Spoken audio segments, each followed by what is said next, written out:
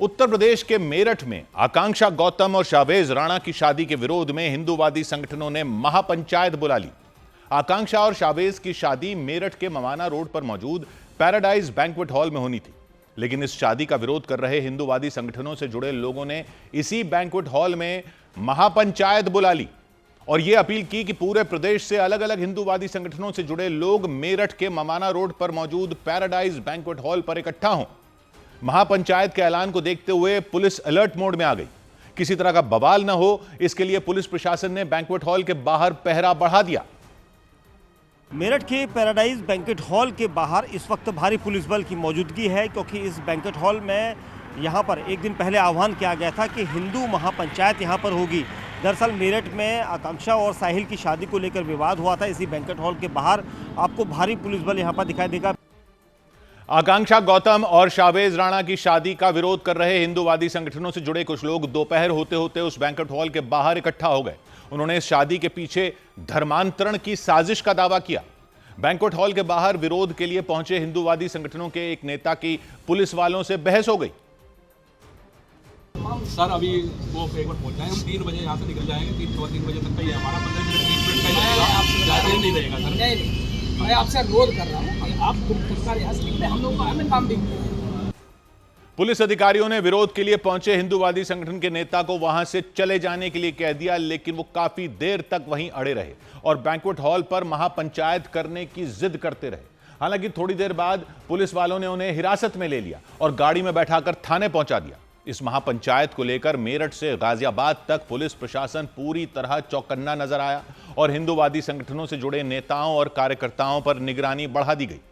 हिंदू रक्षा दल नाम के हिंदूवादी संगठन के अध्यक्ष पिंकी चौधरी को गाजियाबाद में उनके ही घर में नजरबंद कर दिया गया। पुलिस की एक टीम पिंकी चौधरी के घर पर तैनात दिखी। पिंकी चौधरी ने आकांक्षा गौतम और शावेज राणा की शादी के विरोध में होने वाली महापंचायत में ज्यादा से ज्यादा लोगों से शामिल होने की अपील की थी। कि हम लोगों ने हिंदू महापंचायत बुलाई थी और बस कल शाम से ही मेरे आवास पर जो है मुझे हाउस अरेस्ट किया हुआ है। और लेकिन एक अच्छी बात यह है कि वहाँ सारे के सारे पिंकी बन करके पूरी ताकत के साथ महापंचायत में सभी योद्धा पहुंच रहे हैं। पिंकी चौधरी ने मेरठ की घटना का जिक्र करते हुए इस शादी को लव जिहाद से जोड़ दिया। देखिए, मेरठ में जिस तरीके से हमारी बहन बेटियों को लव जिहाद में बहुत तेजी से हमारी बेटियां जा रही हैं और मतलब शिकार बनाया जा रहा है और वो मस्जिद और मदरसों से बनाया जा रहा है, उन्हें वहां से शिक्षा दी जा रही है। पिंकी चौधरी के मुताबिक मेरठ में महापंचायत का आयोजन के पीछे का मकसद लोगों को लव जिहाद के प्रति जागरूक करने का था। हालांकि प्रशासन ने मेरठ का माहौल न बिगड़े इसलिए पिंकी चौधरी समेत अलग अलग हिंदूवादी संगठनों से जुड़े कई नेताओं को नजरबंद कर दिया। मेरठ में अखिल भारतीय हिंदू सुरक्षा संगठन के राष्ट्रीय अध्यक्ष सचिन सिरोही को भी पुलिस ने उनके घर में नजरबंद कर दिया। सचिन सिरोही ने पुलिस की कार्रवाई पर नाराजगी जाहिर की।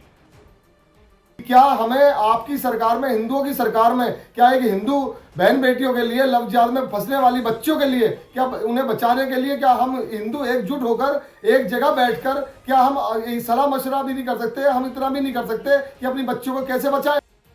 पैराडाइज बैंक्वेट हॉल पर विरोध करने के लिए पहुंचे हिंदूवादी संगठनों के नेताओं ने आकांक्षा गौतम से शादी करने जा रहे शावेज पर गंभीर आरोप लगाए। वो साहिल है, उसने साहिल ने नाम अपना 2 नाम रखे, एक साहिल है एक सहवाज है। ये 2 नाम से कार्ड छपाए, 2 3 मंडप इसने बुक किए। कहाँ से इतना पैसा आ रहा, कहाँ से क्या हो रहा? ये लड़की का पैसा है, लड़की का ही पैसा यूज करके यो काम। आकांक्षा शावेज राजी तो क्या करेंगे हिंदू संगठन? हिंदू संगठन अपनी बेटी को मुसलमान के नहीं जाने देंगे। भी हिंदू में शादी करे, कोई दिक्कत नहीं। हिंदूवादी संगठनों की नाराजगी और बढ़ते बवाल को देखते हुए आकांक्षा के परिवार ने शादी कैंसिल कर दी। इतना ही नहीं, किसी तरह का उपद्रव न हो इसे देखते हुए बैंक्वेट हॉल के मालिक ने गेट पर ताला लगा दिया। ये मंडप मालिकों ने यहाँ ताला लगा दिया है, पुलिस प्रशासन ने ताला जड़ दिया और पुलिस प्रशासन यही कह रहा है कि बिना अनुमति कोई भी पंचायत नहीं होगी। वहीं हिंदू संगठन इसी बात पर हैं कि चाहे सड़क पर पंचायत करनी पड़े, चाहे मंडप के बाहर पंचायत करनी पड़े, लेकिन पंचायत हर कीमत पर फूके रहेगी। पुलिस प्रशासन के मुताबिक हिंदूवादी संगठनों को किसी भी तरह की पंचायत या महापंचायत के लिए अनुमति नहीं दी गई थी। हालांकि पुलिस की सख्ती और कड़ी सुरक्षा के बीच हिंदूवादी संगठनों से जुड़े कुछ नेता और कुछ साधु संत बैंक्वेट हॉल के पास पहुंच गए। महापंचायत के लिए उत्तराखंड से हिंदू रक्षा दल के कुछ लोग मेरठ पहुंच गए और आकांक्षा और शावेज की शादी को लेकर अपना गुस्सा निकाला। महंत अनुपमानंद गिरी ने तो ऐलान कर दिया कि पुलिस चाहे कितना भी पहरा लगा दे, लेकिन हिंदूवादी संगठन ऐसे मुद्दों पर चुप नहीं बैठेंगे। अपनी संस्कृति को, अपने संस्कारों को बचाने के लिए संकल्प लिया है, पिंडदान किया है, हम चुपचाप बैठे रहेंगे? हद हो गई भाई। पुलिस कब तक बैठी रहेगी? शाम तक बैठी रहेगी, कल तक बैठी रहेगी, कभी तो छोड़ेगी, कभी तो फिर हमारा विचार विमर्श होगा। हालांकि पैराडाइज बैंक्वेट हॉल के बाहर मौजूद पुलिस वालों ने उत्तराखंड से महापंचायत के लिए पहुंचे लोगों को बताया कि बिना अनुमति के वहां कोई पंचायत नहीं होगी। पुलिस वालों ने उन लोगों से वहां से लौट जाने की अपील की। मेरठ के मंडप एसोसिएशन के अध्यक्ष विपुल सिंघल ने बताया कि विवाद को देखते हुए पैराडाइज बैंक्वेट हॉल में न तो आकांक्षा और शावेज की शादी का आयोजन होगा और न ही किसी तरह की कोई महापंचायत होगी। मंडप मवाना रोड पर 13 फरवरी 2026 को किसी भी विवाह प्रोग्राम के लिए मंडप बुक नहीं है। साथ ही साथ वहां पर किसी भी प्रकार की कोई पंचायत की सूचना नहीं है, ना ही वहां पर कोई पंचायत की जाएगी। पुलिस ने हिंदूवादी संगठनों से जुड़े लोगों को रोकने के लिए बैंक्वेट हॉल की तरफ जाने वाले रास्तों पर भी भारी फोर्स तैनात कर दी। लेकिन इस पूरे विवाद के बावजूद मेरठ की रहने वाली आकांक्षा गौतम अपने प्रेमी शावेज राणा के साथ ही शादी करने की बात पर अड़ी रहीं। शादी वाले दिन हुए हंगामे से पहले आकांक्षा और शावेज की सगाई वाले दिन भी खूब बवाल हुआ था। हिंदूवादी संगठनों से जुड़े लोग भड़क गए थे और दोनों की सगाई रुकवा दी थी। लड़की के चाचा ने भी इस शादी पर आपत्ति जताते हुए पुलिस में शिकायत दर्ज करा दी थी।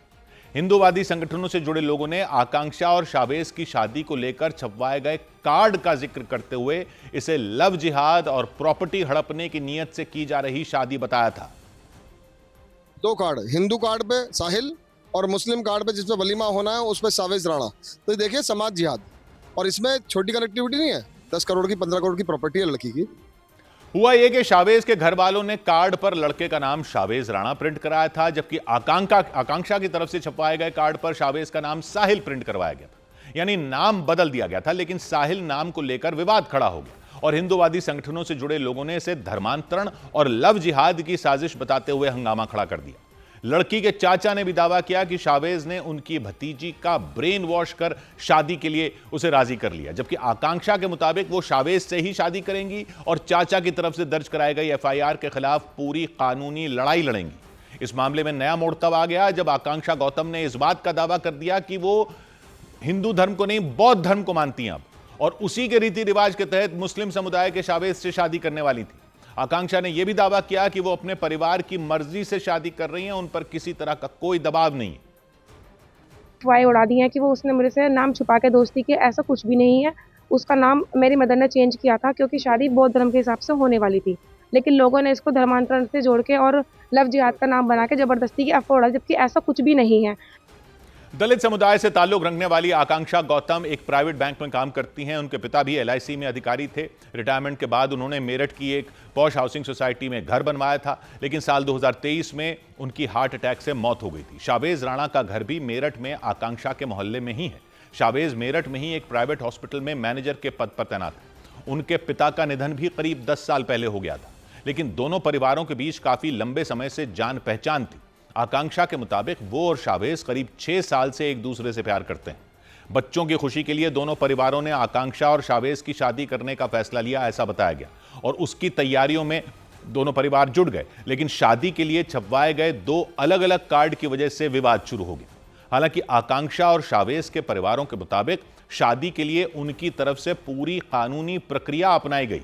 परिवार के मुताबिक आपसी रजामंदी से 2 अलग अलग धर्मों को मानने वाले लोगों के बीच शादी हो रही थी, इसलिए सबसे पहले 1954 के स्पेशल मैरिज एक्ट के तहत कोर्ट मैरिज के लिए आवेदन किया गया था। स्पेशल मैरिज एक्ट के तहत अलग अलग धर्म, जाति या बिना किसी धर्म के 2 लोग शादी कर सकते हैं। किसी को अपना धर्म छोड़ना या बदलने की जरूरत नहीं पड़ती उस कानून में।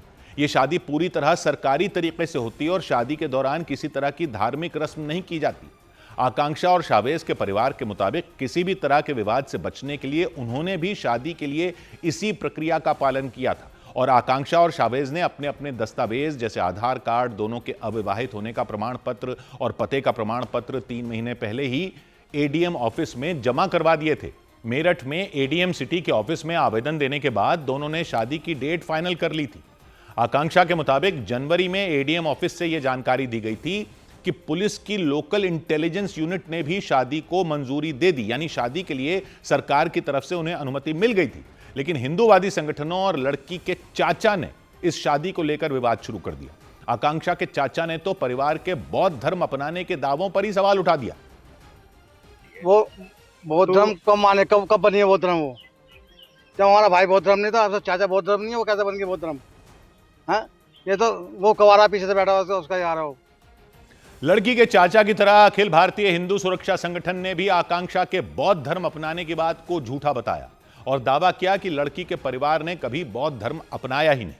आकांक्षा के चाचा ने तो यह आरोप भी लगाया कि शाहवेज की नजर उनकी भतीजी की प्रॉपर्टी पर है।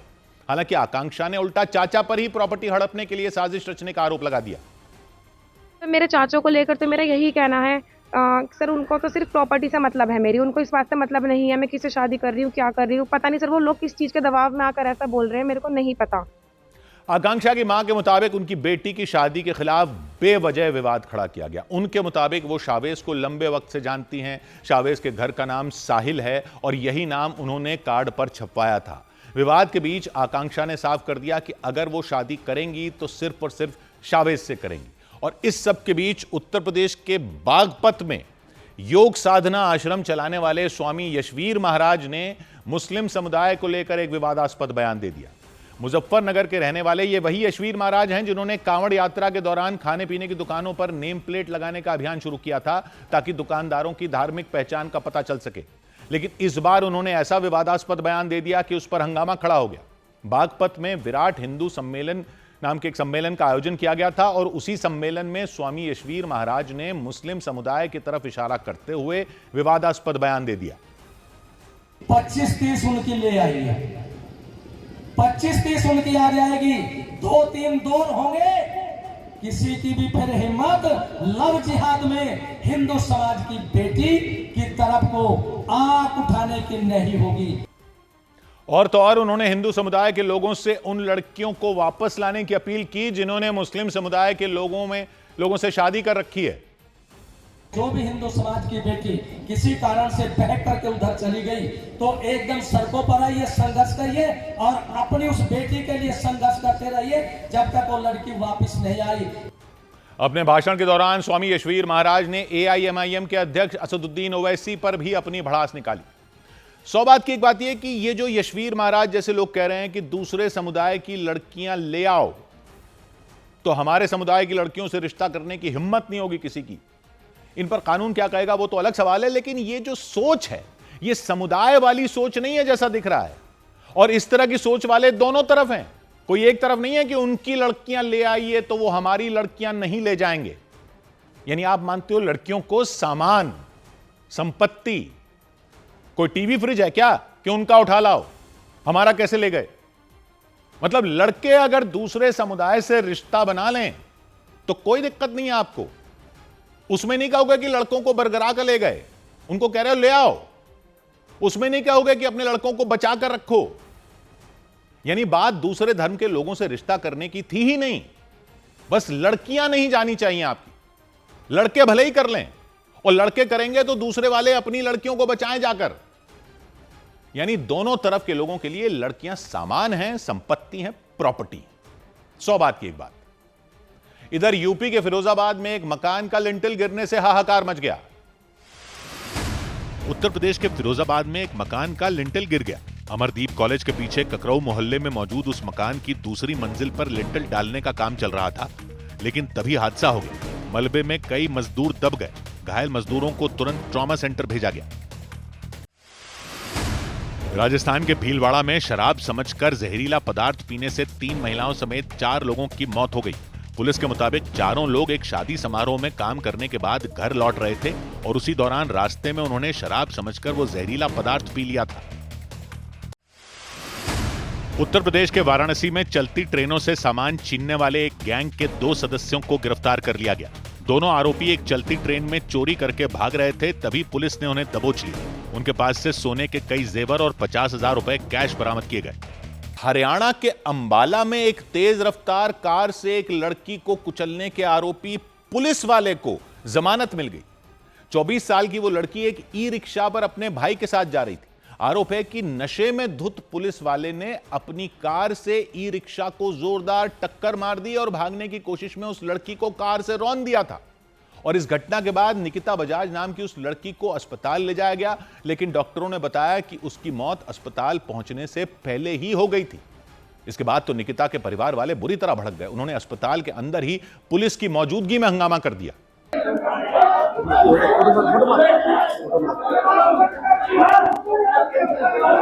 पुलिस वालों ने बड़ी मुश्किल से भड़के हुए लोगों को संभाला। 24 साल की निकिता दिल्ली के पास हरियाणा के गुरुग्राम में मौजूद एक प्राइवेट कंपनी में काम करती थी। वो हादसे का शिकार तब हुई जब अंबाला के करतार नगर में मौजूद वो अपने घर जा रही थी। बताया गया कि अंबाला बस अड्डे से घर जाने के लिए निकिता ई रिक्शे पर रवाना हुई थी। उस ई रिक्शे पर चालक और निकिता के भाई के अलावा 2 लोग और बैठे थे। बताया गया पीछे से आई बेकाबू कार ने ई रिक्शे में टक्कर मार दी। टक्कर भी ऐसी कि निकिता ई रिक्शे से छिटककर दूर जा गिरी। लेकिन दावा है कि कार वाले ने रुकने के बजाय जल्दबाजी में भागने की कोशिश की। आरोप है कि उसने कार के सामने सड़क पर गिरी निकिता पर गाड़ी चढ़ा दी और कुचलते हुए निकल गया।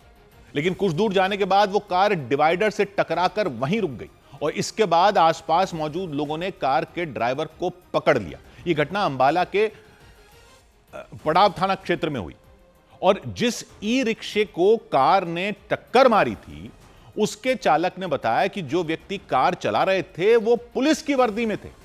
दावा है कि वो नशे में पूरी तरह डूबे हुए थे।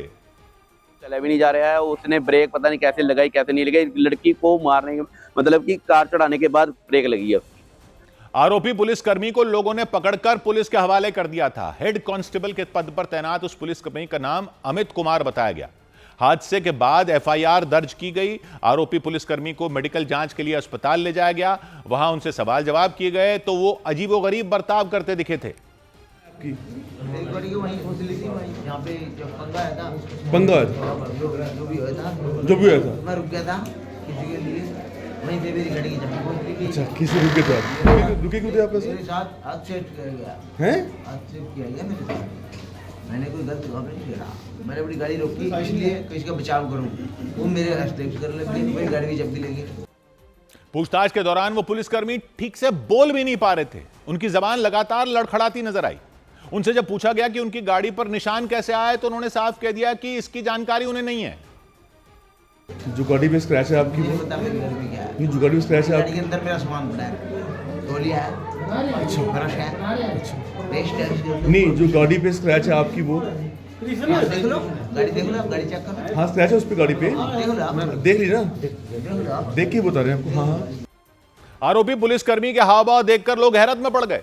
मेडिकल जांच के बाद उन्हें कोर्ट के सामने पेश किया गया जहां उन्हें जमानत मिल गई। 100 बात की एक बात यह कि अंबाला में एक्सीडेंट करने वाले पुलिस वाले को जमानत कैसे मिल गई? एक ई रिक्शा को टक्कर मार दी, लड़की दूर जाकर गिरी, भागने के चक्कर में कार ने लड़की को रौंद दिया। यह आरोप है। लड़की की मौत हो गई। गाड़ी कौन चला रहा था? एक पुलिस वाला चला रहा था।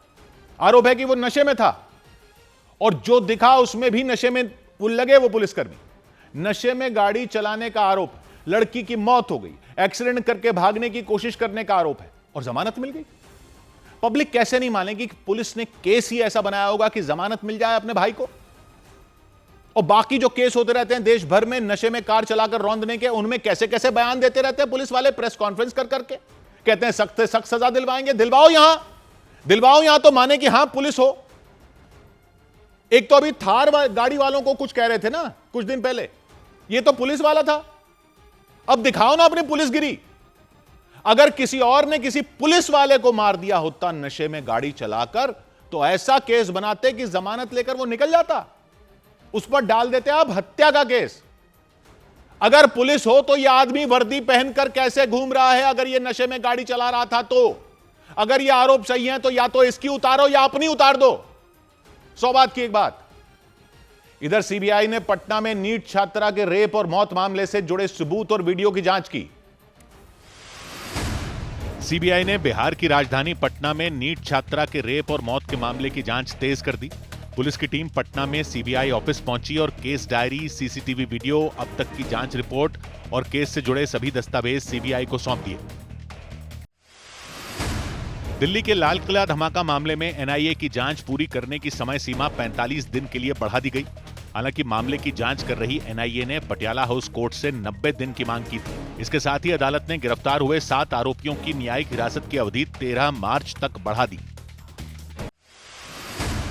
उत्तर प्रदेश के वाराणसी की कोर्ट को बम से उड़ाने की धमकी मिलने पर हड़कंप मच गया। जानकारी मिलते ही डीसीपी समेत भारी संख्या में पुलिसकर्मी वहां पहुंच गए। आनन फानन में कोर्ट परिसर को खाली करवाकर जांच शुरू की गई। उधर हरियाणा के कैथल में जन सुनवाई के दौरान मंत्री अनिल विज एसपी पर भड़क गए। बताया गया कि अनिल विज एक जमीन की बिक्री में हुई धोखाधड़ी के मामले में सुनवाई कर रहे थे। इसी मामले में उन्होंने एक पुलिसकर्मी को सस्पेंड करने का आदेश दे दिया और कैथल की एसपी उपासना सिंह ने उनके आदेश को मानने से इनकार कर दिया, तो वो गुस्से में आ गए। इस पर एसपी ने तुरंत कहा कि उनके पास सस्पेंड करने की पावर नहीं है, लेकिन इसके बाद अनिल विज ने उन्हें डीजीपी को पत्र लिखने का आदेश दिया। इस दौरान उन दोनों की बहस हो गई। अरे यू राइट टू डीजीपी, मैं कह रहा हूं उसको सस्पेंड करो, मैं कह रहा हूं उसको सस्पेंड करो। आपने खाली एग्जीक्यूट कर रहे हैं मेरा ऑर्डर, सर मेरी पावर ही नहीं है आपकी। जब मैं कह रहा हूं सर वो एसपी कुरुक्षेत्र या डीडी सर की पावर है, फिर आपकी कोई पावर नहीं। एसपी लगातार कहती रही कि उनके पास सस्पेंड करने की पावर नहीं है क्योंकि वो पुलिसकर्मी कुरुक्षेत्र के थाने में तैनात हैं।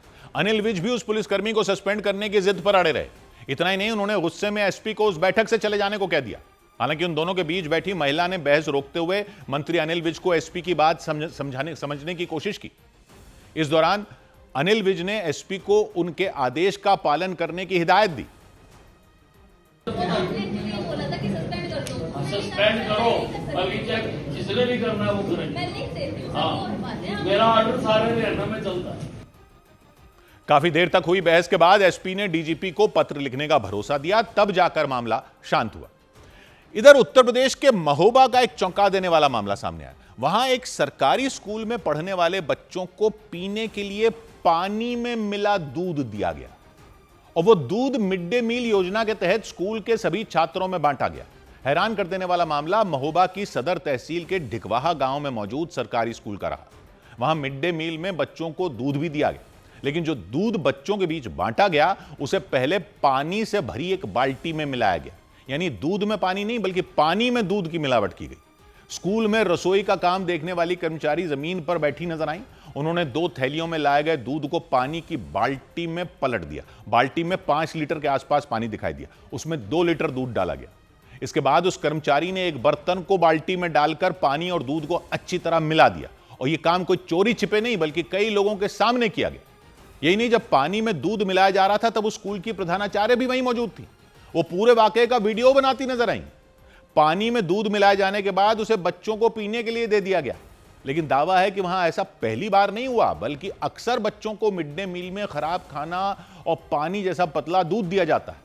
जो कर्मचारी पानी में दूध मिलाती दिखी उन्होंने बताया कि वो प्रधानाचार्य मोनिका सोनी के कहने पर यह काम कर रही थी।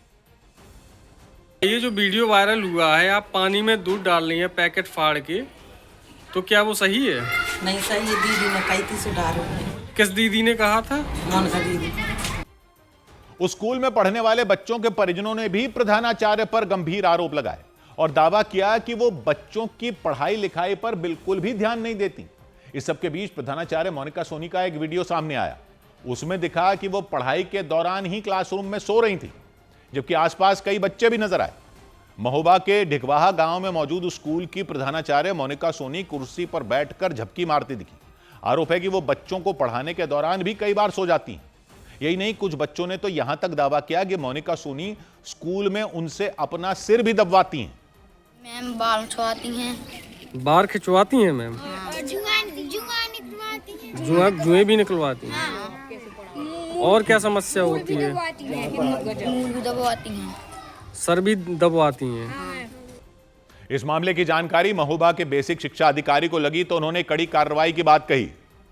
वीडियो वायरल हुआ है जिसमें दूध में पानी मिलाया जा रहा है और एक दूसरा वीडियो है जिसमें वहाँ की इंचार्ज अध्यापिका क्लासरूम में सो रही हैं।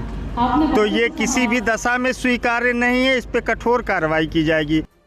शिक्षा अधिकारी ने उस स्कूल की प्रधानाचार्य मोनिका सोनी को कारण बताओ नोटिस भेज दिया और 2 दिन में जवाब मांगा। सौभाग्य की एक बात यह कि महोबा के सरकारी स्कूल में जो दिखा ना, वो पानी वाले दूध का हाल ही नहीं है, वो शिक्षा का हाल हो रखा है। सरकारी स्कूलों में मिड डे मील में जो दूध देना होता है उसमें पानी नहीं मिलाती दिखी वहां कर्मचारी, पानी की बाल्टी में दूध का पैकेट मिलाकर उसको दूध के नाम पर दिया गया।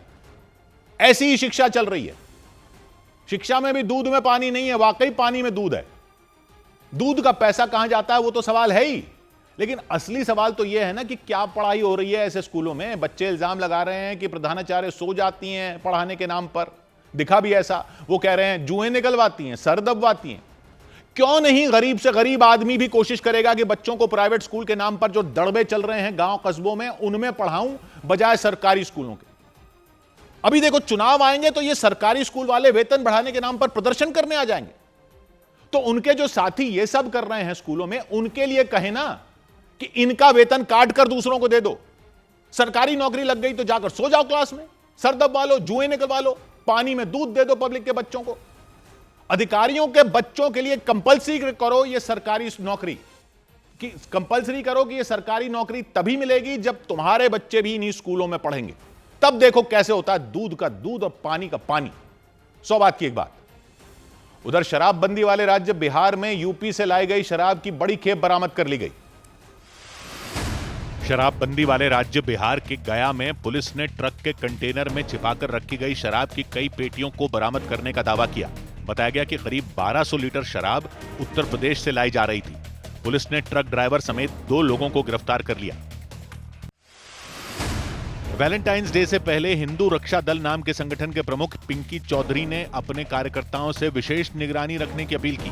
हिंदू रक्षा दल की ओर से जारी संदेश में उन्होंने ओयो होटल और पार्कों में चेकिंग अभियान चलाने की अपील की। राजस्थान के बीकानेर में भ्रष्टाचार के मामलों की जांच करने वाली एसीबी ने पंचायती राज विभाग में तैनात एक कर्मचारी के 5 ठिकानों पर छापेमारी की। इस दौरान एसीबी की टीम ने कर्मचारी के घर से 1 किलो सोना, 2 किलो चांदी, 75 लाख रुपए और 17 हेक्टेयर जमीन के कागजात मिलने का दावा किया। इधर पटना के फुलवारी शरीफ इलाके में उस वक्त कोहराम मच गया जब वहां 12वीं में पढ़ने वाली एक छात्रा संदिग्ध परिस्थितियों में कोचिंग सेंटर की इमारत से गिर गई। वहां मौजूद लोगों ने घायल हालत में उसे तुरंत अस्पताल पहुंचाया, लेकिन उसकी जान नहीं बचाई जा सकी। लड़की के परिवार वालों की शिकायत पर पुलिस ने मामले की जांच शुरू कर दी, क्योंकि पिंकी नाम की उस लड़की के परिवार ने घटना के पीछे गहरी साजिश की आशंका जताई। परिवार की तरफ से दावा किया गया कि कोचिंग सेंटर में उसके साथ जोर जबरदस्ती की गई और फिर उसे इमारत की छत से फेंक दिया गया। घटना हुई नहीं है, किया गया है। उसके साथ जोर जबरदस्ती किया गया है, उसको उसके बाद मार के फेंक दिया गया है। छात्रा की मौत के बाद उसके घर में हाहाकार मच गया। परिवार की महिलाओं का रो रो कर बुरा हाल हो गया। पटना के चकमूसा जानीपुर थाना इलाके में रहने वाली 16 साल की वो लड़की इंजीनियरिंग की तैयारी कर रही थी। रोज की तरह वो अपने घर से कोचिंग सेंटर जाने के लिए सुबह करीब 8 बजे निकली थी और करीब 8:20 पर वो कोचिंग सेंटर पहुंच गई थी। हम अभी मौजूद हैं फुलवारी शरीफ के उसी कोचिंग संस्थान के बिल्डिंग के ठीक सामने। फंडामेंटल कोचिंग सेंटर है और ये सामने जो बिल्डिंग आपको दिखाई दे रहा है इसी में कोचिंग सेंटर है, जहां पर सुबह 8:20 के करीब वो छात्रा यहां पर पहुंची थी। बिल्डिंग में लगे सीसीटीवी कैमरे में भी वो कोचिंग सेंटर के बाहर एक ऑटो रिक्शा से उतरती नजर आई और इसके बाद वो उस इमारत के अंदर पहुंची और फिर सीढ़ियों से ऊपर की तरफ जाती दिखाई दी। थोड़ी देर बाद उसके पीछे एक लड़का भी सीढ़ियों से जाता नजर आया। यहां तक तो सब कुछ ठीक था, लेकिन चंद मिनटों के बाद ही वो लड़की इमारत की छत से संदिग्ध हालात में गिर गई। बिल्डिंग है और इस बिल्डिंग के ठीक सामने ये देखिए पुलिस ने घेराबंदी कर रखा है और यहां से साक्ष्य भी इकट्ठा किए गए हैं और लड़की यहीं पर अचेत अवस्था में मिली थी। बिल्डिंग की छत से लड़की के नीचे गिरने के बाद 2 लड़के दौड़ते हुए सीढ़ियों से नीचे उतरते दिखाई दिए। दावा किया गया कि नीचे आने के बाद उन दोनों ने लड़की को देखा और फिर वहां से दौड़कर भाग निकले। इसके बाद उस लड़की को तुरंत एम्स अस्पताल ले जाया गया, लेकिन उसकी जान नहीं बचाई जा सकी। एक बच्ची है जिसकी पहचान एक हुई है, उनके परिजनों द्वारा बताया गया है कि 16 वर्ष के आसपास उसकी उम्र है और ये फुलवारी शरीफ थाना क्षेत्र में एक बिल्डिंग है, वहां से वो गिरते हुए बिल्डिंग से दिखाई दे रही है बच्ची। परिवार के लोगों के मुताबिक उन्हें इस बात की जानकारी दी गई थी कि कोचिंग सेंटर में उसे चक्कर आया था और उसी वजह से वो इमारत की छत से गिर गई, लेकिन कहानी तब पलट गई जब लड़की का शव घर लाया गया। परिवार ने दावा किया कि जब शव के अंतिम संस्कार की तैयारी की जा रही थी उसी दौरान उसके शरीर पर चोट के कई निशान दिखाई दिए। ये पता चला कि चक्कर खा के गिरी है। फिर जब यहाँ पे लाने के बाद इन लोग जब कपड़ा बदलने लगे तब पता चला पैर टूटा हुआ है, पीठ में ऐसा लग रहा है कि कोई पेचकस से होल कर दिया है एंड बटक भी पूरा उसका मतलब बहुत ही बुरे स्थिति में थी। उसके बाद तुरंत उसकी जानकारी पुलिस को दी गई। परिवार की शिकायत पर पुलिस ने केस दर्ज कर मामले की जांच शुरू कर दी। शव को पोस्टमार्टम के लिए भेज दिया गया ताकि मौत के पीछे की वजह का पता चल सके। अभी को हत्या कहना या आत्महत्या कहना जल्दबाजी है। पुलिस की तरफ से अभी ऐसा कुछ नहीं है। हम लोग इसमें अभी अनुसंधान कर रहे हैं। लड़की के परिवार ने इस बात की आशंका जताई कि लड़की के गिरने के बाद कोचिंग सेंटर से भागने वाले 2 लड़के हत्या की साजिश में शामिल हो सकते हैं। पहले हमारी बच्ची जा रही है, पीछे से 2 लड़के जा रहे हैं और उसके ठीक 27 मिनट के बाद ऊपर से उसको फेंक दिया जा रहा है। तो ये तो इसमें क्या ही सवाल करेंगे। पुलिस ने भी मामले की जांच तेज कर दी। पुलिस ने इमारत के सिक्योरिटी गार्ड से लेकर कोचिंग सेंटर में पढ़ने वाले कई छात्रों से पूछताछ की, लेकिन लड़की के परिवार ने आरोप लगाया कि पुलिस ने इस मामले को दबाने की कोशिश की। बाद में आरोपियों की गिरफ्तारी की मांग करते हुए लड़की के परिवार वाले सड़क पर उतर आए। उन लोगों ने पटना को औरंगाबाद से जोड़ने वाले हाईवे पर जैम लगा दिया। कुछ लोग धरने पर बैठ गए। बांस लगाकर सड़क को उन्होंने बंद कर दिया। वहां टायर भी जलते नजर आए। पूरी तरीके से लोग इस गोलंबर को जाम कर दिया है। लोगों को आने जाने में काफ़ी परेशानियों का सामना करना पड़ रहा है और जो लोग गुस्से में हैं उनका सीधे तौर पर यह आरोप है कि इस लड़की के साथ कुछ गलत वार्ताओं के बाद उसकी हत्या कर दी गई है। सड़क पर हंगामे की खबर मिलने के बाद फौरन पुलिस वहां पहुंच गई। लोगों को समझाने की कोशिश की गई, लेकिन इसके बाद भी वहां हंगामा होता रहा। जैम लगने की वजह से सड़क पर गाड़ियों की लाइन लग गई। हालांकि पुलिस अधिकारियों ने मामले में कार्रवाई करने का पूरा भरोसा देकर जैम खुलवा दिया। इस मामले में पुलिस ने 3 लोगों को हिरासत में लेकर पूछताछ शुरू कर दी। उधर बिहार के अररिया में फर्जी क्लिनिकों के खिलाफ हो रही छापेमारी के दौरान प्रशासन की टीम और एक डॉक्टर के बीच मारपीट हो गई। इसके बाद डॉक्टरों के संगठन आईएमए ने हड़ताल का ऐलान कर दिया। आईएमए के सचिव ने ऐलान किया कि अररिया के सभी निजी क्लिनिक बंद रहेंगे, क्योंकि प्रशासन की टीम पर एक निजी क्लिनिक के डॉक्टर को मारने का आरोप लगा। उस क्लिनिक के डॉक्टर एक मरीज की जांच कर रहे थे। उसी वक्त प्रशासन की टीम सीधे उनके चैम्बर के अंदर घुस गई। आरोप लगाया गया कि टीम में मौजूद डिप्टी कलेक्टर ने डॉक्टर से बदतमीजी से बात की।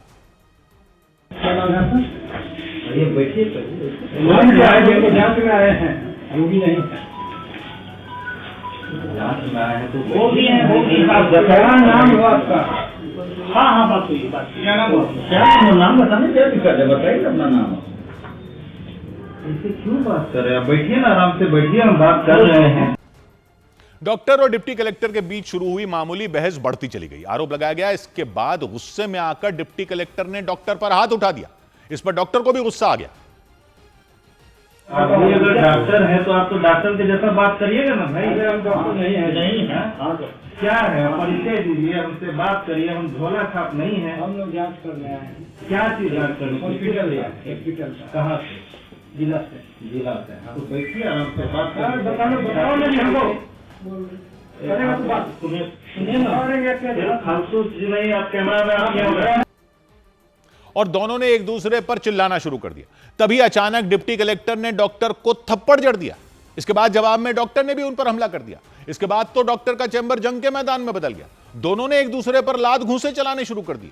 इस दौरान वहां मौजूद लोगों ने बीच बचाव करने की बहुत कोशिश की, लेकिन वो दोनों एक दूसरे को मारते रहे। कुछ देर बाद किसी तरह मामला शांत हुआ और फिर प्रशासन की टीम वहां से रवाना हो गई। और इस मामले के विरोध में डॉक्टरों के संगठन आईएमए यानी इंडियन मेडिकल एसोसिएशन ने पूरे बिहार में प्रदर्शन करने का ऐलान कर दिया। वहीं जिला प्रशासन ने भी इस मामले की जांच के लिए एक टीम बना दी, क्योंकि निजी क्लिनिक के डॉक्टर के साथ हुई मारपीट के बाद अररिया जिले के सभी निजी डॉक्टर हड़ताल पर चले गए। इसके साथ ही आईएमए ने पूरे बिहार में प्रदर्शन करने का भी ऐलान कर दिया। पूरे बिहार में कल हम लोग काला बिल्ला लगाकर विरोध प्रदर्शन करेंगे। उसके बाद की रणनीति जैसा होगा उस हिसाब से आगे प्रोसीड किया जाएगा। उस क्लिनिक के डॉक्टर के मुताबिक डिप्टी कलेक्टर ने उनके साथ पहले बदतमीजी की, फिर उन पर हाथ भी उठाया। इसकी वजह से उन्हें काफी चोट आई। गुंडागर्दी के तरीके से उन्होंने मेरे साथ बदतमीजी करी, मेरे पर हाथ उठाया, थप्पड़ मारा। अगर हम पीछे नहीं हटते, उसी चक्कर में अपने बचाव के दौरान मेरा अभी एक्सरे कराया, मेरा फिंगर का फ्रैक्चर हो गया। जिला प्रशासन ने इस मामले की जांच के लिए 5 सदस्यों वाली एक टीम बना दी। उस टीम को अगले 3 दिन में जांच की रिपोर्ट देनी होगी और रिपोर्ट के आधार पर ही आगे की कार्रवाई की जाएगी। सौबात की एक बात यह कि सख्ती दिखाने का मतलब थप्पड़ ही क्यों मान रखा है। अररिया में डिप्टी कलेक्टर एक क्लिनिक में पहुंचे, ठीक है, अपने अधिकार से पहुंचे होंगे, अफसर हैं और अफसर को जरूर देखना चाहिए कि कुछ गलत ना हो, झोला छाप डॉक्टर ना हो, क्लिनिक कैसे चल रहे हैं वो देख रहे हैं। लेकिन डॉक्टर को थप्पड़ मार दिया। थप्पड़ कैसे मार दिया? डॉक्टर ने भी हाथापाई शुरू कर दी। लोग कह रहे हैं कि डॉक्टर को थप्पड़ नहीं मारना चाहिए। अरे डॉक्टर क्या, किसी को भी थप्पड़ नहीं मारना चाहिए। ये थोड़ी है कि वार्ड बॉय को थप्पड़ मार सकते हो, डॉक्टर को नहीं मार सकते, किसी को भी नहीं मार सकते। और सिर्फ थप्पड़ की धौंस दिखाने से ही अगर आप अधिकारी हो तो खाक अधिकारी हो, फिर बिना थप्पड़ के सख्ती नहीं दिखा सकते तो छोड़ दो फिर ये काम। हड़ताल पर चले गए डॉक्टर, जाओ अब करवाओ लोगों का इलाज। आपके चक्कर में मारी तो पब्लिक गई ना, पब्लिक का ही भला करने निकले होगे ना जब ये गए थे उस क्लिनिक में, और उसी का नुकसान करा। ऐसे अगर थप्पड़ चलाने की छूट मिल गई ना पब्लिक को, जानते नहीं हो किस किस को पड़ने लग जाएंगे, वहां तक मत जाने दो मामला। 100 बात की एक बात। इधर डीजीसीए ने लापरवाही बरतने के मामले में एयर इंडिया पर 1 करोड़ 10 लाख का जुर्माना लगा दिया। भारत में विमानों के रखरखाव और उड़ान पर निगरानी रखने वाली सरकारी एजेंसी डीजीसीए ने एयर इंडिया पर 1 करोड़ 10 लाख का जुर्माना लगा दिया। यह जुर्माना एक एयरबस विमान को एयरवर्दिनेस परमिट के बिना 8 बार उड़ाने की वजह से लगाया गया। डीजीसीए ने इसे सुरक्षा नियमों में गंभीर लापरवाही बताया। गैर कानूनी कोयला खनन मामले में ईडी ने 100 करोड़ 44 लाख रुपए की संपत्ति अस्थायी रूप से अटैच कर दी। ये कार्रवाई मनी लॉन्ड्रिंग कानून के तहत की गई। मामला ईस्टर्न कोल फील्ड्स लिमिटेड के लीज एरिया में बड़े पैमाने पर अवैध खनन और कोयला चोरी से जुड़ा बताया गया।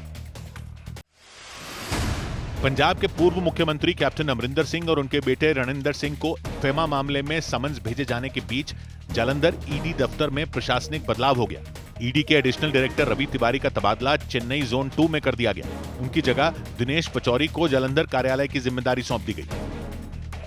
उधर राजस्थान के चुरू में राज्य के कृषि मंत्री किरोड़ीलाल मीणा ने फसल बीमा योजना के नाम पर करोड़ों रुपए का घोटाला होने का दावा किया। इस मामले को लेकर वो वहां एसबीआई बैंक की एक ब्रांच में पहुंच गए।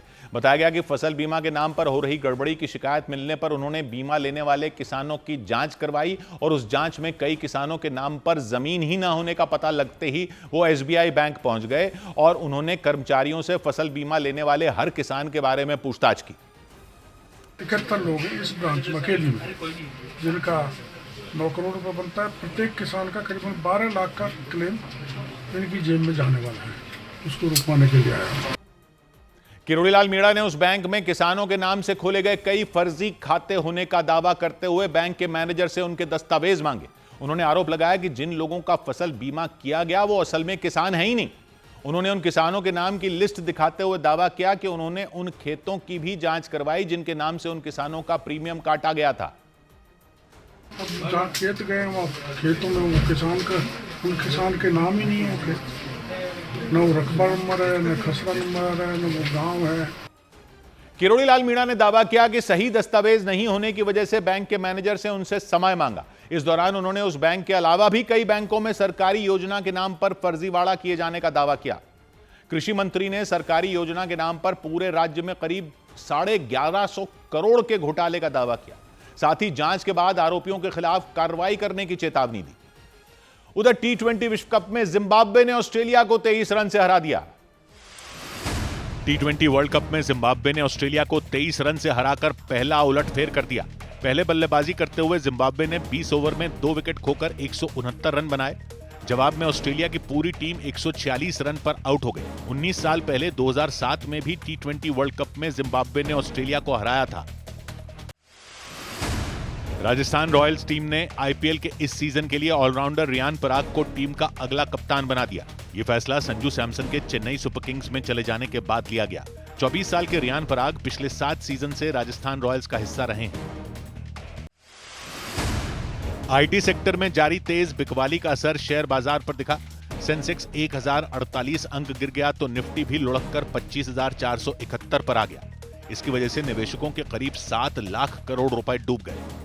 सभी सेक्टोरल इंडेक्स लाल निशान पर बंद हुए। सबसे ज्यादा गिरावट आईटी, एनर्जी, मेटल और रियल्टी सेक्टर के शेयरों में रही।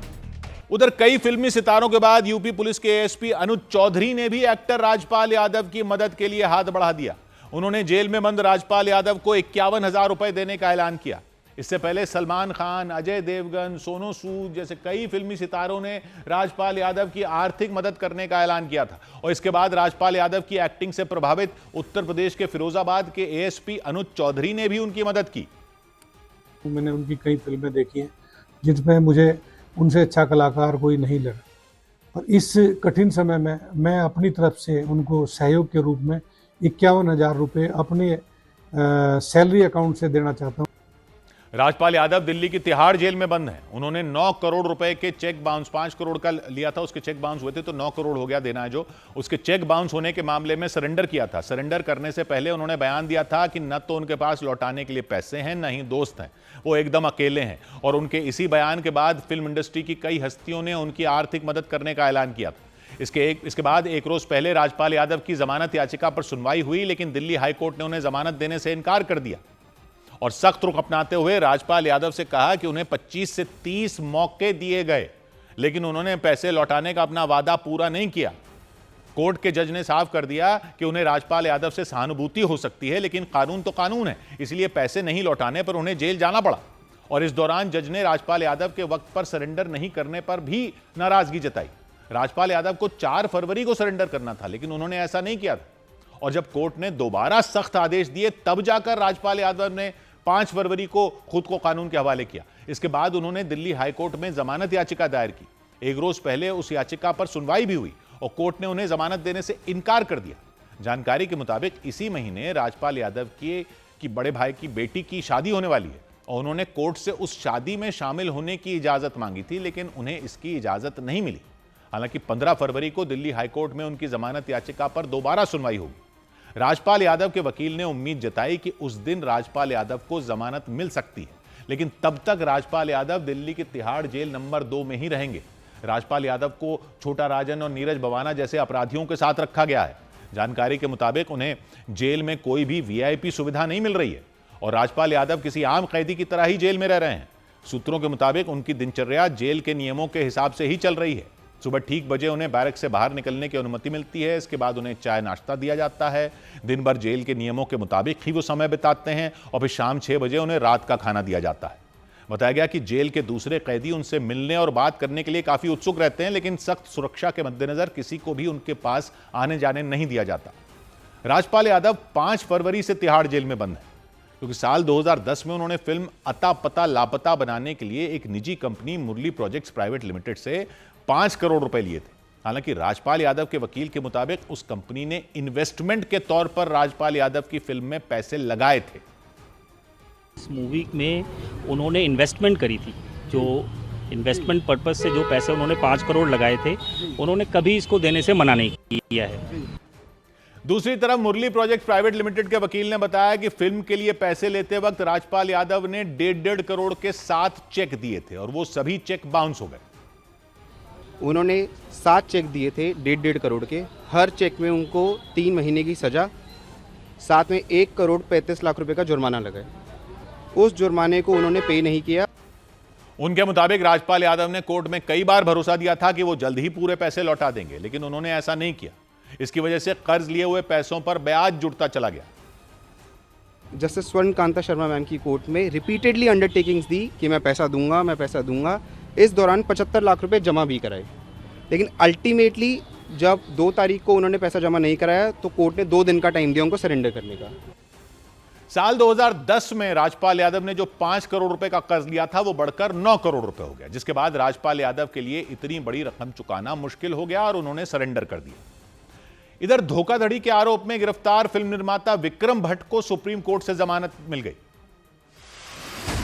30 करोड़ रुपए की धोखाधड़ी के मामले में गिरफ्तार हुए फिल्म निर्माता विक्रम भट्ट और उनकी पत्नी श्वेतांबरी भट्ट को सुप्रीम कोर्ट ने जमानत दे दी। पिछले साल दिसंबर में राजस्थान पुलिस ने मुंबई से उन्हें गिरफ्तार किया था। इस मामले में सुप्रीम कोर्ट ने राजस्थान सरकार को नोटिस भी जारी किया। 14 फरवरी को प्रधानमंत्री मोदी असम का दौरा करेंगे और इस दौरान वो डिब्रूगढ़ मोरन नेशनल हाईवे 127 पर बनी आपातकालीन लैंडिंग सुविधा का उद्घाटन करेंगे। खबर है कि प्रधानमंत्री का विमान हाईवे की उसी इमरजेंसी लैंडिंग पट्टी पर उतरेगा जिसे आपात स्थिति में लड़ाकू विमानों के उतरने के लिए तैयार किया गया है। उत्तर प्रदेश के फतेहपुर में पुलिस ने ट्रैफिक नियमों की धज्जियां उड़ाकर सड़क पर वीडियो बनाने वाले कुछ लड़कों के खिलाफ केस दर्ज कर लिया। वो लड़के वहां नेशनल हाईवे पर तेज रफ्तार में गाड़ियां चलाते हुए खतरनाक स्टंट करते नजर आए। इस दौरान उन्होंने सोशल मीडिया के लिए वीडियो रिकॉर्ड किया। महाराष्ट्र के धुले जिले के शिरपुर में एक ट्रैक्टर की सामने से आ रहे एक ऑटो से जोरदार टक्कर हो गई। इस दौरान ट्रैक्टर पर रखा लोहे का पाइप उस ऑटो के अंदर घुस गया। इससे उसमें सवार 6 लोग बुरी तरह घायल हो गए। हादसे के बाद घायलों को तुरंत अस्पताल में भर्ती करवाया गया। उधर बांग्लादेश में हुए आम चुनाव में मिली बड़ी जीत के बाद पूर्व प्रधानमंत्री खालिदा जिया की पार्टी बीएनपी की सरकार बनने का रास्ता साफ हो गया। बीएनपी ने कुल 299 में 213 सीटें जीतकर 20 साल बाद बांग्लादेश की सत्ता में वापसी की, और वो भी जोरदार तरीके से। इस प्रचंड जीत के बाद राजधानी ढाका में मौजूद बीएनपी के दफ्तर के बाहर पार्टी के नेताओं, कार्यकर्ताओं और समर्थकों का जमावड़ा लगना शुरू हो गया। सबने मिलकर पार्टी की जीत का जश्न मनाया। इस दौरान बीएनपी ने भरोसा दिया कि उसकी सरकार में कोई भेदभाव नहीं होगा और सभी धर्मों के लोगों की सुरक्षा की जाएगी। It's a victory of the people of Bangladesh, and we are very confident this democratic transition will ensure a free land again where every citizen's rights and freedoms will be protected. एक रोज पहले हुए आम चुनाव में BNP ने न सिर्फ बहुमत के लिए जरूरी 150 के आंकड़े को पार कर लिया, बल्कि सबसे बड़ी पार्टी के रूप में उभर कर भी सामने आई। बांग्लादेश की संसद की कुल 299 सीटों पर हुए चुनाव में बीएनपी ने 213 सीटों पर जीत दर्ज की, जबकि 11 दलों के साथ गठबंधन कर चुनाव में उतरी जमाते इस्लामी को सिर्फ 76 सीटें ही मिल सकी। वहां हुए छात्र आंदोलन के बाद अगस्त 2024 में शेख हसीना को सत्ता छोड़नी पड़ी थी। इस घटना के करीब 1.5 साल बाद वहां आम चुनाव हुए थे, और बांग्लादेश में बीएनपी को मिली इस जीत के बाद खालिदा जिया के बेटे तारिक रहमान वहां के नए प्रधानमंत्री बन सकते हैं। छात्र आंदोलन और भारी राजनीतिक उथल पुथल के बाद हुए आम चुनाव में बीएनपी ने तारिक रहमान की अगुवाई में ही चुनाव लड़ा था, और इस चुनाव में जमाते इस्लामी को हराकर उनकी पार्टी ने शानदार जीत दर्ज की। इस जीत के साथ ही तारिक रहमान का प्रधानमंत्री बनना करीब करीब तय माना जा रहा है। उन्होंने 2 सीटों पर चुनाव लड़ा था और उन दोनों सीटों पर उनकी जीत हुई। तारिक रहमान अपनी मां खालिदा जिया के निधन के बाद 2 महीने पहले दिसंबर में लंदन से ढाका लौटे थे। पूर्व प्रधानमंत्री शेख हसीना के कार्यकाल के दौरान उन पर भ्रष्टाचार के कई आरोप लगाए गए थे, और उसके बाद वो करीब 17 साल तक अपने देश से बाहर रह रहे थे। हालांकि इस चुनाव में शेख हसीना की पार्टी अवामी लीग को शामिल नहीं किया गया था, उसको इजाजत नहीं दी गई थी। बांग्लादेश की अंतरिम सरकार ने अवामी लीग के चुनाव लड़ने पर ही रोक लगा दी थी। माना जा रहा है कि अवामी लीग के न होने से उसका सारा वोट बीएनपी के खाते में गया, और इसी वजह से पार्टी ने इतनी बड़ी जीत दर्ज की। अनुमान लगाया गया कि वहां रहने वाले हिंदू समुदाय के लोगों ने भी बीएनपी पर ही विश्वास जताया, और बांग्लादेश में चुनाव के नतीजे आने के बाद प्रधानमंत्री नरेंद्र मोदी ने बीएनपी के अध्यक्ष तारिक रहमान को फोन कर जीत की बधाई दी। उन्होंने सोशल मीडिया पर खुद इसकी जानकारी दी, और इसके साथ ही ये संकेत भी दिए कि भारत बांग्लादेश के साथ अपने रिश्ते फिर से मजबूत करना चाहता है। प्रधानमंत्री ने तारिक रहमान के साथ हुई बातचीत के दौरान उम्मीद जताई कि दोनों पड़ोसी देश अपने ऐतिहासिक और सांस्कृतिक संबंधों को और मजबूत करेंगे। शेख हसीना के सत्ता छोड़ने के बाद भारत और बांग्लादेश के बीच रिश्ते में तनाव आ गया था। वहां की अंतरिम सरकार के कई फैसलों ने उसे और गहरा कर दिया था। ऐसे में भारत ने उम्मीद जताई कि बांग्लादेश में बनने वाली बीएनपी की सरकार ऐसा कोई कदम नहीं उठाएगी जिससे दोनों देशों के संबंधों पर बुरा असर पड़े। आपका स्वागत है न्यूज 18 इंडिया के स्टूडियो में, powered by Vikram T. Pakistan के मीडिया ने दावा किया कि वहां के पूर्व प्रधानमंत्री इमरान खान की बिगड़ती सेहत को देखते हुए उन्हें इलाज के लिए इस्लामाबाद मॉडल जेल में शिफ्ट किया जा सकता है, क्योंकि पाकिस्तान के सुप्रीम कोर्ट के आदेश पर हुई जांच में यह बात सामने आई कि इमरान खान की एक आंख की करीब 85% रोशनी जा चुकी है, और इसका पता चलने के बाद उनके समर्थकों ने पाकिस्तान के कई शहरों में बवाल कर दिया। उनकी बहन अलीमा खान ने आरोप लगाया कि कई बार शिकायत करने के बाद भी इमरान खान को इलाज के लिए अस्पताल नहीं ले जाया गया। रावलपिंडी की अडियाला जेल में बंद इमरान खान की बिगड़ती सेहत की खबर जैसे ही बाहर आई, उनके समर्थक भड़क गए। बड़ी संख्या में उनके समर्थक सड़कों पर उतर आए। इमरान खान को इलाज के लिए जेल से अस्पताल ले जाने की मांग करते हुए बलूचिस्तान प्रांत के कई इलाकों में उनके समर्थकों ने हाईवे जाम कर दिया। इस्लामाबाद और पेशावर की तरफ जाने वाले रास्ते बंद कर दिए। इस दौरान इमरान खान के चाहने वालों ने उनके समर्थन में नारे लगाए। बेशुमार बेशुमार बेशुमार बेशुमार। इसी तरह बलूचिस्तान के क्वेटा में भी इमरान खान की पार्टी के कार्यकर्ताओं ने बवाल कर दिया। हाईवे पर जैम लगाने के लिए टायरों में आग लगा दी गई। प्रदर्शन कर रहे लोगों ने ऐलान किया कि जब तक इमरान खान को अडियाला जेल से अस्पताल शिफ्ट नहीं किया जाएगा तब तक उनका प्रदर्शन जारी रहेगा। और न सिर्फ बलूचिस्तान में बल्कि लाहौर और इस्लामाबाद में भी उनके समर्थकों ने पाकिस्तान की शहबाज शरीफ की सरकार के खिलाफ मोर्चा खोल दिया। इस्लामाबाद में मौजूद खैबर पख्तूनख्वा हाउस के बाहर बड़ी संख्या में इमरान खान की पार्टी के समर्थक जमा हो गए। उन्होंने सरकार के खिलाफ और इमरान के समर्थन में नारे लगाने शुरू कर दिए। कौन बचाएगा पाकिस्तान? कौन बचाएगा पाकिस्तान?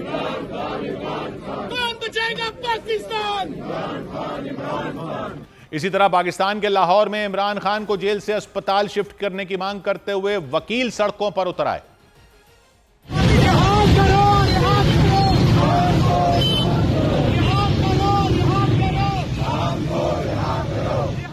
इमरान खान अगस्त 2023 से अडियाला जेल में बंद हैं और उन पर 100 से ज्यादा केस चल रहे हैं। भ्रष्टाचार के मामले में उन्हें 14 साल की सजा सुनाई जा चुकी है। उन पर सरकारी गिफ्ट बेचने और गोपनीय जानकारी लीक करने जैसे आरोप शामिल हैं और इमरान खान के परिवार और पार्टी ने दावा किया कि उन्हें अडियाला जेल में प्रताड़ित किया गया।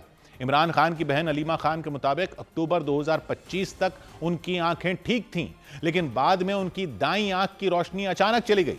दावा किया गया कि इमरान खान ने कई बार अडियाला जेल प्रशासन से इसकी शिकायत की।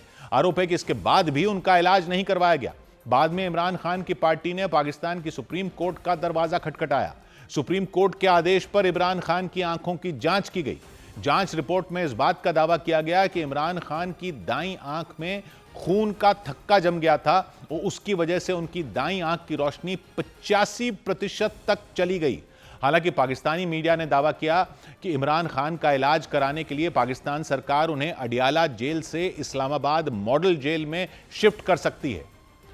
इधर गुजरात के अहमदाबाद में एक गाड़ी से स्कूटर को टक्कर मारने वाले एक आरोपी को गिरफ्तार कर लिया गया। आरोप लगा कि उन्होंने नशे की हालत में अपनी गाड़ी से उस स्कूटर को टक्कर मार दी, जिससे उस पर सवार 3 लोग घायल हो गए। उनमें एक बच्ची भी शामिल बताई गई और इस हादसे के बाद भड़के लोगों ने आरोपी की कार को चारों तरफ से घेर लिया। उनमें कुछ लोगों ने कार चला रहे उस व्यक्ति का वीडियो रिकॉर्ड करते हुए उनसे पूछताछ की।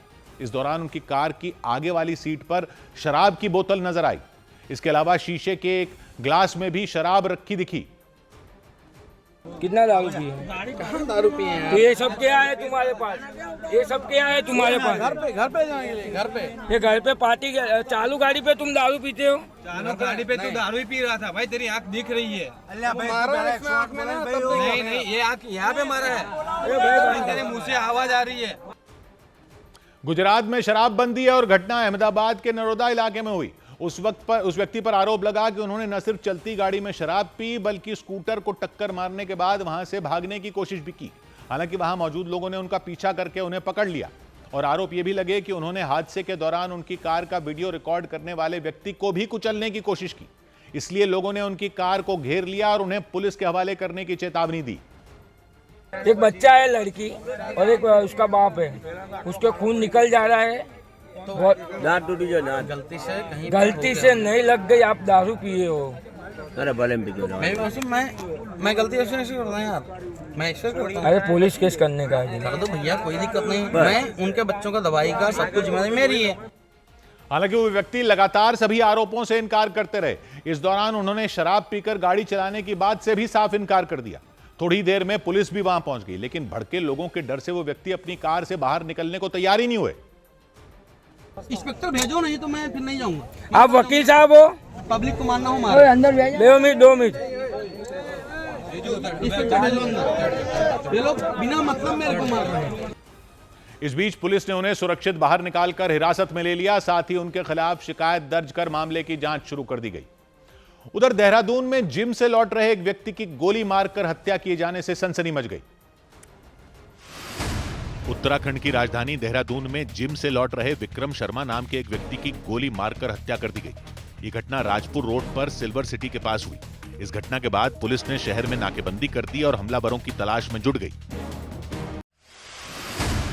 उत्तर प्रदेश के हापुड़ में एक टोल नाके पर एक कार सवार का टोल कर्मचारियों के साथ विवाद हो गया और आरोप लगा कि विवाद के बाद उस कार सवार ने वहां मौजूद टोल कर्मचारियों को कुचलने की कोशिश की।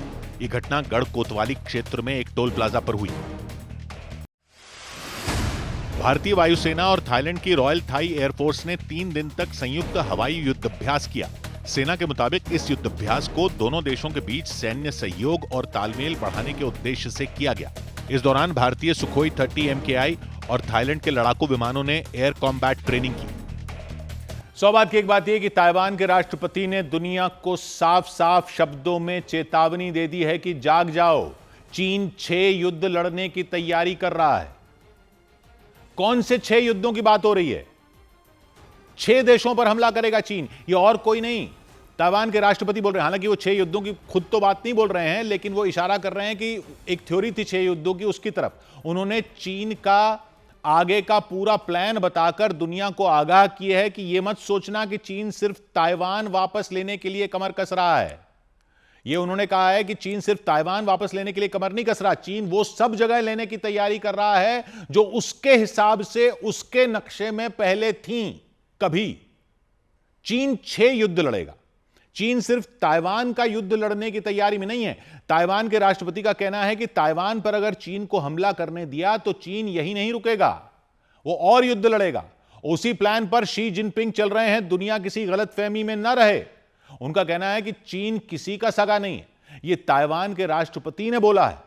अगर कोई चीन को सबसे अच्छी तरह जानता है तो वो है ताइवान, क्योंकि ताइवान तो चीन ही था पहले, और कुछ साल पहले तक तो अमेरिका ताइवान को ही चीन मानता था। ये तो 70 के दशक में जाकर अमेरिका ने इस वाले चीन को मान्यता दी है। ताइवान अब भी अपने आप को असली चीन कहता है। वो अपने देश का नाम ताइवान नहीं बताता, वो अपने आप को रिपब्लिक ऑफ चाइना कहता है, जबकि शी जिनपिंग वाला चीन पीपल्स रिपब्लिक ऑफ चाइना कहलाता है। और शी जिनपिंग वाला चीन ताइवान को अपना हिस्सा मानता है और उस पर इसलिए कब्जा करना चाहता है क्योंकि वो चीन में ही था। यह तो दुनिया जानती है, लेकिन ताइवान के राष्ट्रपति ने आगाह किया है कि ताइवान को ही नक्शे में मिलाने का प्लान नहीं है। चीन और भी बहुत सारे इलाके हैं जिनको अपने इतिहास के हिसाब से बताता है कि वो पहले चीन का हिस्सा थे, वो सबको लेगा। और ताइवान के राष्ट्रपति की बात में दम इसलिए भी है क्योंकि चीन ने तिब्बत में यही तो किया था। 1950 में तिब्बत पर भी चीन ने यह कहकर कब्जा किया था कि यह तो उसके इतिहास में उसका इलाका था, चीन के राजवंश का, चिंग राजवंश का राज होता था, इसलिए अब यह चीन है। यानी अपने हिसाब से अपने इतिहास को और अपने पुराने राजवंश के इलाके को फिर से चीन में शामिल करने की कहानी में पहला कब्जा तो तिब्बत पर था, और अब 6 और युद्ध की उसकी प्लानिंग बाकी है। ताइवान के राष्ट्रपति लाई चिंग-ते ने AFP नाम की अंतर्राष्ट्रीय समाचार एजेंसी को इंटरव्यू दिया है, जिसमें उन्होंने कहा कि अगर चीन ताइवान पर कब्जा कर लेता है, जो चीन की विस्तारवादी महत्वाकांक्षाएं वहीं नहीं रुकेंगी। चीन और ज्यादा आक्रामक हो जाएगा और इंडो पैसिफिक क्षेत्र में शांति और स्थिरता को खतरा पहुंचाएगा। अगले निशाने जापान, फिलीपींस और अन्य देश होंगे और इसका असर अमेरिका और यूरोप तक पहुंचेगा। तो ये 6 युद्ध वाली बात क्या है? लाई चिंग-ते ने सीधे 6 युद्धों का नाम नहीं लिया, लेकिन उनकी चेतावनी एक पुरानी चीनी योजना से जुड़ी हुई है जो 2013 में एक चीनी राष्ट्रवादी ब्लॉग पर लिखी गई थी। 2021 में सोहू नाम की चीनी वेबसाइट पर दोबारा छपी थी। उसमें कहा गया कि अगले 50 साल में चीन 6 युद्ध लड़ेगा, अपनी खोई हुई जमीनें वापस लेने और पुराने हिसाब चुकाने के लिए। ताइवान के राष्ट्रपति की चेतावनी इसी तरह की योजनाओं की ओर इशारा करती है। यह प्लान कहता है कि पहला युद्ध चीन करेगा ताइवान के साथ, यह सबसे पहला और मुख्य युद्ध होगा। इसी से प्लान आगे बढ़ेगा। और यह तो चीन साफ कहता है कि ताइवान को उसे उसकी मुख्य भूमि से जोड़ना है, चाहे शांतिपूर्ण तरीके से या युद्ध से। अगर अमेरिका या जापान ताइवान का साथ देने के लिए नहीं खड़े हों तो चीन को यह करने में ज्यादा टाइम भी नहीं लगेगा। 1940 के दशक में चीन में गृह युद्ध हुआ था, आपस में लड़े थे। एक थी माओ की कम्युनिस्ट पार्टी, दूसरी तरफ थी चियांग काई शेक की नेशनलिस्ट पार्टी, जिसको कुओमिंतांग कहते थे। माओ ने अपने घर के युद्ध में उनको हराया। नेशनलिस्ट नेता चियांग काई शेक 1949 में चीन के ताइवान वाले टापू पर भाग गए थे और वहां से ऐलान कर दिया था कि असली चीन की सरकार अब वो है, रिपब्लिक ऑफ चाइना।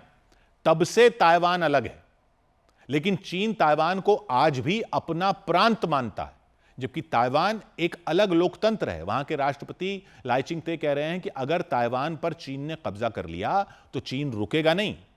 जो थ्योरी आई थी उसके हिसाब से दूसरा युद्ध होगा दक्षिण चीन सागर पर नियंत्रण का। उस थ्योरी में यह है कि उसका 2030 तक का अल्टीमेटम है। 2030 तक अल्टीमेटम, फिर चीन वहां कब्जा करेगा और निशाना होंगे वहां के स्प्रैटली द्वीपों के आसपास के देश जैसे वियतनाम और फिलीपींस। यानी ताइवान जीतने के बाद चीन 2 साल तक तैयारी करेगा, फिर अल्टीमेटम देगा। उसका मानना है कि ताइवान पर कब्जा होने के बाद दक्षिण पूर्व एशियाई देश डर से चीन का विरोध नहीं कर पाएंगे। उसका अनुमान है कि अमेरिका फिलीपींस और वियतनाम को उकसाएगा, लेकिन चीन वियतनाम पर हमला करके जीतेगा और बाकी देश स्प्रैटली द्वीप सौंप देंगे। प्लान यह है कि इससे चीन का प्रभाव पैसिफिक तक फैल जाएगा और दक्षिण पूर्व एशिया में बाकी देश उसके मजबूरन सहयोगी बन जाएंगे। दक्षिण चीन सागर एक बड़ा समुद्री क्षेत्र है, जहां तेल, गैस और मछलियां बहुत हैं। चीन अपने पुराने नक्शों को दिखाकर दावा करता है उस इलाके पर, लेकिन फिलीपींस, वियतनाम, मलेशिया, ब्रुनई भी दावा करते हैं उस इलाके पर। 2016 में अंतर्राष्ट्रीय अदालत ने चीन के दावे को खारिज कर दिया था, लेकिन चीन मानता नहीं है। चीन ने वहां कृत्रिम द्वीप बना लिए हैं, आर्टिफिशियल, उन पर सैन्य अड्डे बना लिए हैं। यह व्यापार का बड़ा रास्ता है। दुनिया का 30% व्यापार यहां से गुजरता है, जहाज गुजरते हैं। और फिलीपींस अमेरिका का सहयोगी है, इसलिए भी तनाव है।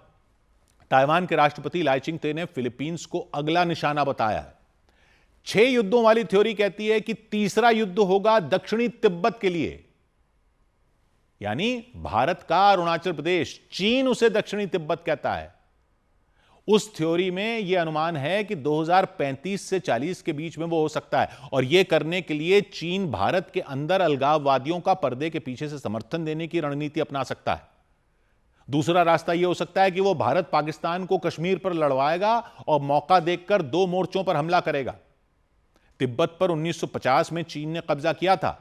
अरुणाचल प्रदेश मैकमेहन लाइन के इस तरफ भारत में है, और यह बॉर्डर की मैकमेहन लाइन जो है 1914 में ब्रिटेन और तिब्बत के समझौते से तय की गई थी। भारत पर ब्रिटेन का राज था, तिब्बत आजाद था, उस पर चीन का राज नहीं था तब। लेकिन अब चीन कहता है कि वो उस बॉर्डर को मानता ही नहीं है। वो तो ब्रिटेन और तिब्बत के बीच हुआ था, हमारे साथ तो हुआ नहीं। उसने जो अपना इतिहास बना रखा है उसमें इसको वो दक्षिणी तिब्बत बताया हुआ है, और तिब्बत उसका है तो यह भी उसका है, यह दावा करता है। 1962 के युद्ध के बाद भी चीन यहां से पीछे हट गया था, लेकिन 6 युद्धों की थ्योरी कहती है कि उसने इस इलाके से नजर नहीं हटाई है और पूरी तैयारी कर रहा है। 6 युद्धों की थ्योरी में चौथा युद्ध बताया जाता है जापान से करेगा चीन, शिनकाकू द्वीपों पर कब्जा करने के लिए। इसकी टाइमलाइन मानी जा रही है 2040 से 2045 की। निशाना होंगे शिनकाकू द्वीप, जिनको चीन दियाओ द्वीप कहता है, और ओकिनावा, जिसको चीन ryukyu द्वीप कहता है। यह अभी जापान नियंत्रित करता है। चीन का आकलन यह है कि तब तक चीन इतना ताकतवर हो चुका होगा कि वो हमला करेगा तो अमेरिका, यूरोप और रूस भी जापान का साथ देने नहीं आएंगे। चीन का आकलन है कि युद्ध ज्यादा से ज्यादा 6 महीने में खत्म कर लिया जाएगा। शिनकाकू द्वीप छोटे द्वीप हैं पूर्वी चीन सागर में। 19वीं सदी में जापान ने कब्जा किया था इन पर, लेकिन चीन कहता है कि ये उसके इतिहास में उसके चिंग राजवंश का हिस्सा थे। 1970 के दशक से विवाद बढ़ा हुआ है। ये तेल और गैस के कारण भी अहम इलाका है।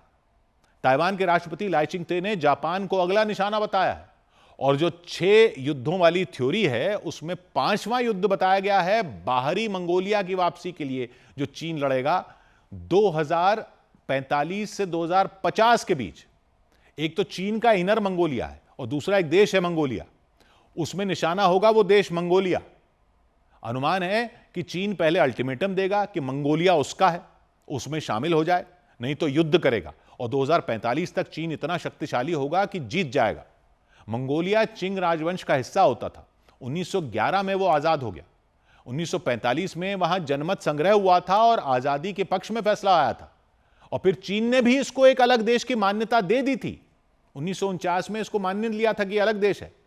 आज दोनों देशों में संबंध भी अच्छे हैं, लेकिन 6 युद्धों की थ्योरी कहती है कि चीन इसको भी अपना खोया हुआ क्षेत्र मानता है और लेकर रहेगा। वो किसी का सगा नहीं है। मंगोलिया रूस और चीन के बीच में है, और वहां की जमीन में बहुत संसाधन बताए जाते हैं, इसलिए चीन इसको लेने की कोशिश करेगा, और वो किसी का सगा नहीं है। ये तो 6 युद्धों की थ्योरी के हिसाब से 6ठे युद्ध से ही साफ हो जाता है, क्योंकि उसके मुताबिक 6ठा युद्ध होगा रूस से। 2055-60 के बीच का टारगेट है वो रूस से भी जमीन लेने के लिए लड़ेगा।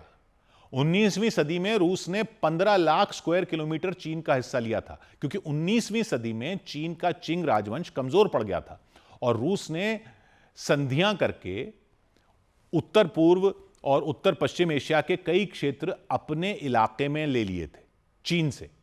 जैसे अमूर नदी वाला क्षेत्र जो है वो भी तभी लिया था चिंग राजवंश से। आज रूस और चीन भले ही सहयोगी हैं, लेकिन चीन पुराने हिसाब किताब लेकर बैठा हुआ है अभी तक। यह है वो 6 युद्ध की थ्योरी, जो थ्योरी कहती है कि चीन ने इनकी प्लानिंग कर रखी है 2060 तक की। ताइवान के राष्ट्रपति लाई चिंग-ते की चेतावनी इसी से जुड़ी है कि चीन अगर ताइवान लेगा तो ये योजनाएं और तेज होंगी। हालांकि चीन कहता है कि वो तो शांतिपूर्ण विकास चाहता है, उसका ताइवान आंतरिक मामला है उसका।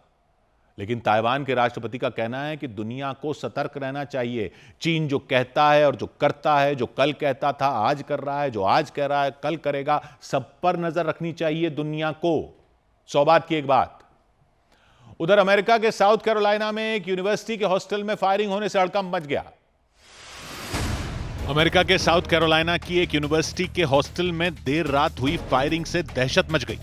इस फायरिंग में 2 लोगों की मौत हो गई। इसके बाद यूनिवर्सिटी कैंपस की सुरक्षा बढ़ा दी गई और हॉस्टल के छात्रों को अपने कमरों में ही रहने की सलाह दी गई।